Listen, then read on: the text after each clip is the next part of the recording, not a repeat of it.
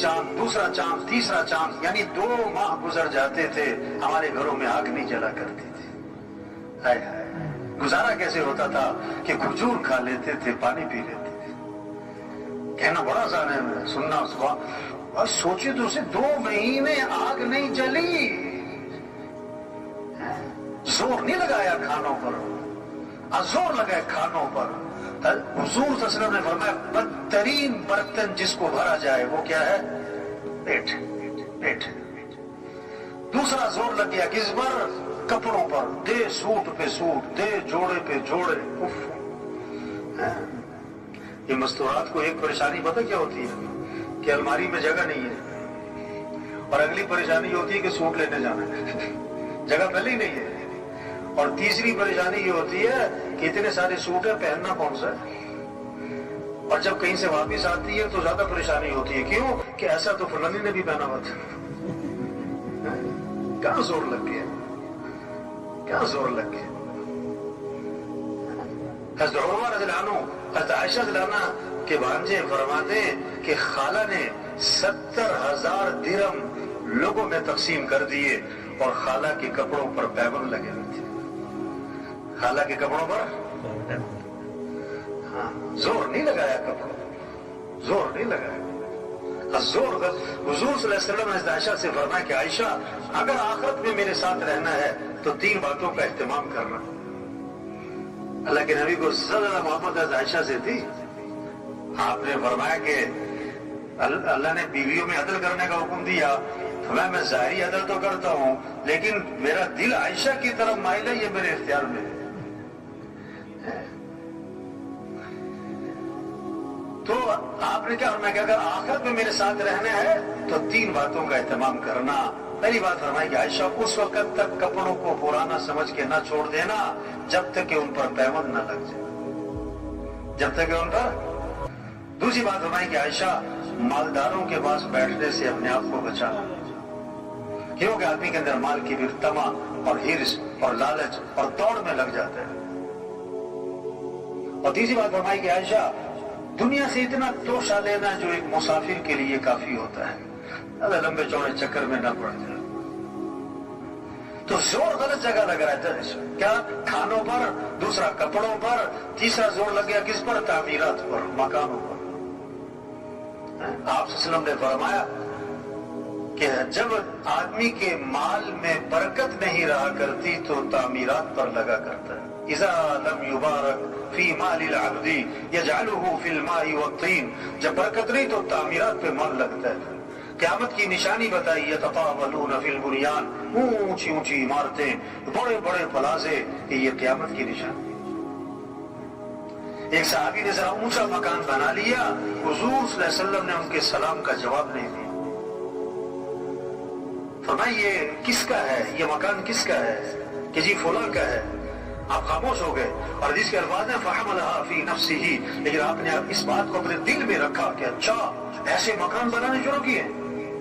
کچھ دنوں بعد وہ صاحب خانہ حاضر خدمت ہوئے، آپ کو سلام کیا، فاعرض عنہ، آپ نے اعراض فرمایا، پھر سلام کیا، پھر اعراض فرمایا۔ صحابہ سے پوچھا حضور میرے سلام کا جواب نہیں دے رہے، بتایا کہ تمہارے گھر کے پاس سے گزرے تھے، پوچھ رہے تھے کس کا ہے۔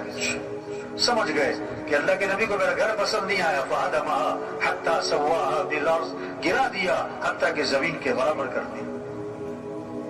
دوبارہ آپ کا گزر ہوا، فرمایا ما فعلت القبہ، وہ قبہ نما مکان تھا کیا بنا؟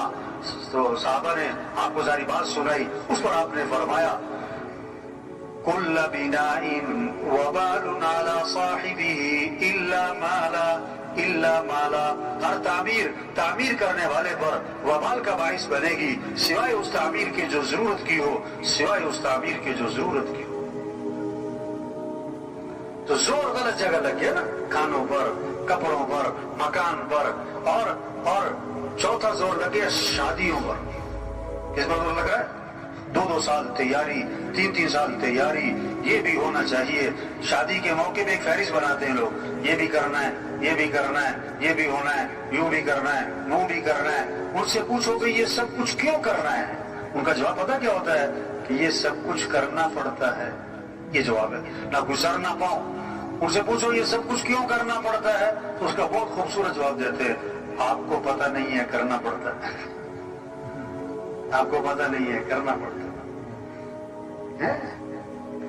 شریعت کا مزاج شادی سادی، سستی، آسان، جلدی۔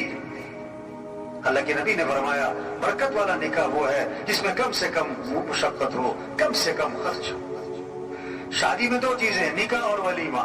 نکاح کے لیے بہتر ہے مسجد میں ہو، اور ولیمہ حضور صلی اللہ علیہ وسلم کا ہوا، آپ نے صحابہ کو کھجوریں کھلائیں اور ولیمہ ہو گیا۔ اور ایک ولیمہ اللہ کے نبی کا تھا، آپ نے سارے مدینہ منورہ کو کھانا کھلایا۔ اگر کسی نے زور دکھانا ہے تو ولیمے میں بلاؤ سب کو، سارے خاندان کو، سارے علاقے والوں کو کھانا کھلاؤ، لیکن ایک بات آپ نے فرمائی، بدترین ولیمہ ہے جس میں مالداروں کو بلایا جائے اور غریبوں کو نہ بلایا جائے۔ زور غلط جگہ لگ گیا شادیوں سے۔ پانچواں زور لگ گیا کس پر؟ سواریوں پر۔ پانچواں زور سواری پر لگ گیا۔ صحابہ کا ایک سفر ایسا تھا پاؤں میں جوتا بھی نہ تھا، ننگے پاؤں، یعنی پورا لشکر کے اکثر لوگ ننگے پاؤں، اور وہاں کورسوں کی سڑکیں بنی ہوئی تھی، ایسا پتھریلی زمین، پاؤں زخمی ہو رہے تھے تو کپڑے پھاڑ پھاڑ پاؤں پہ لپیٹے، اس کا نام بنا غزوہ ذات الرقاع۔ تبلیغ کیا ہے؟ اجتماع کس لیے بھائی؟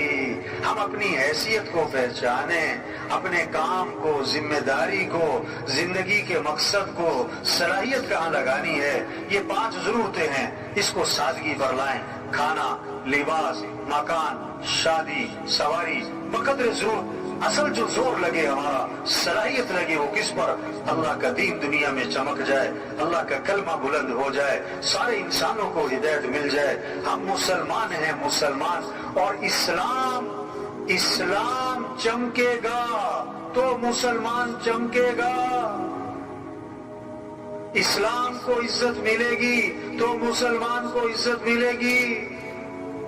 ہم دکاندار بعد میں، زمیندار بعد میں، افسر بعد میں، وکیل جج بعد میں، ایس پی صاحب ایم پی اے صاحب بعد میں، پہلے ہم مسلمان ہیں۔ اور وزیر اعظم ہونا بڑی بات نہیں ہے، مسلمان ہونا یہ بڑی بات ہے۔